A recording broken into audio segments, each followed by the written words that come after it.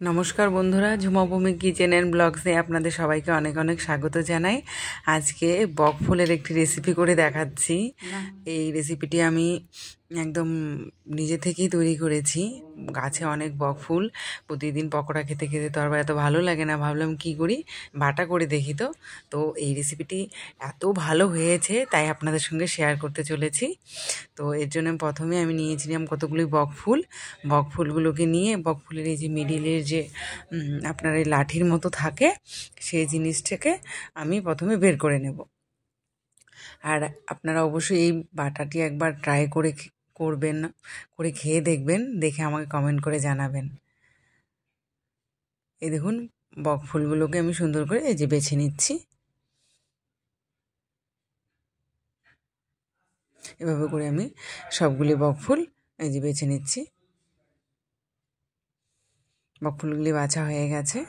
আর এই মিডিল পোর্শনটা যদি আপনারা বাদ নেন তাহলে তেতো লাগে, এটা ফেলে দিতে হয়। তো এইগুলিকে আমি এখন কেটে নেব। আমি এই যে বোটাটা আছে সেটাও ফেলবো না, শুদ্ধই আমি বাটাটা করব। এরকম সবগুলি বক ফুল এরকম ঝুড়ি ঝুড়ি করে কেটে নেব।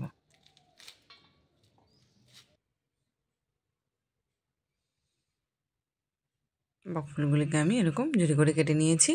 এখন এগুলোকে আমি ধুয়ে নেব। আপনারা ধুয়ে নিয়েও কাটতে পারেন। তো দেখুন ধুয়ে নিয়েছি। আর এখানে আমি কয়েক কোয়া রসুন আর এই তো 6-7টার মতো আমি কাঁচা পাকা লঙ্কা নিয়েছি। খুব কম উপকরণেই এই বাটা রেসিপিটি হয়ে যাবে। প্রথমে শুকনো কড়াইয়ে আমি লঙ্কা আর রসুনগুলিকে দিয়ে দেব।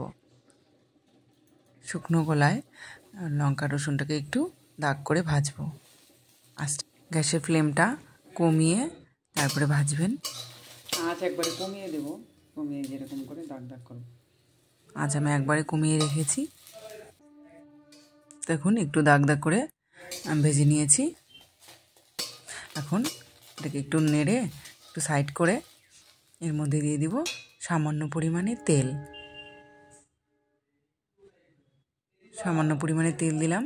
আর যদি তেল না দিতে চান না দিয়েও আপনি করতে পারেন। তেলটা একটু গরম হলে এর মধ্যে আমি বকফুলগুলো দিয়ে দিলাম।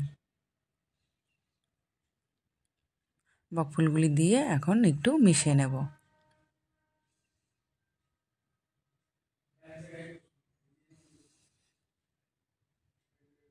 মিশিয়ে নেব। এটা মজে একবারে কম হয়ে যাবে। দেখুন জল ছাড়তে শুরু করেছে।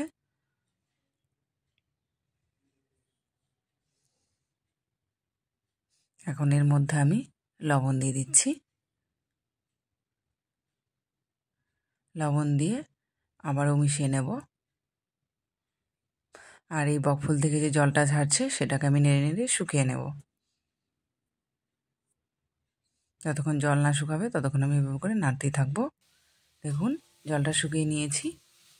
এরকম করে একটু ভেজে নিয়ে ঝরঝরে করে নিয়ে এখন এটাকে নামিয়ে বেটে নিলেই তৈরি হয়ে যাবে বকফুলের বাটা। এটাকে এখন শিলনোড়ায় ঢেলে নিয়েছি। আপনারা পেস্টি মিক্সিতেও করতে পারেন। দেখুন বেটে নেওয়ার পর কি সুন্দর হয়েছে দেখতে, আর খেতেও খুব সুস্বাদু হয়েছে। আমি একটু দেখাচ্ছি। দেখুন আপনারা অবশ্যই ট্রাই করবেন। আর এই রেসিপিটি যদি ভালো লাগে তাহলে আমার চ্যানেলকে লাইক সাবস্ক্রাইব করে পাশে থাকবেন এবং আপনাদের সুন্দর সুন্দর মন্তব্যটা আমাকে জানাবেন, কেমন লেগেছে আপনাদের খেয়ে। অবশ্যই ট্রাই করবেন। অনেক অনেক ধন্যবাদ।